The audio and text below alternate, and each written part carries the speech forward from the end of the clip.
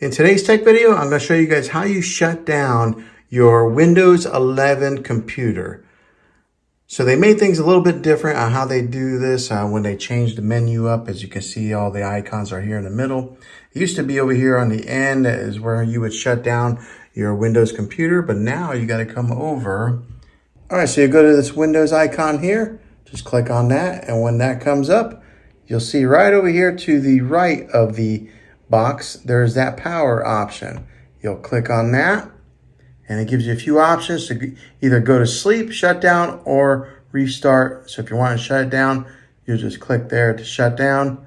If you want to just go to like a black screen and let it sleep, so that way it powers on faster. Next time you get on it, then you'll just put it to sleep. But right there is how you shut down your Windows 11 computer. Hopefully this video was helpful. If it was, go ahead and click a thumbs up on it. Go ahead and subscribe to my channel. I make tech videos all the time, and I'd love to have you back in the next one. Take care.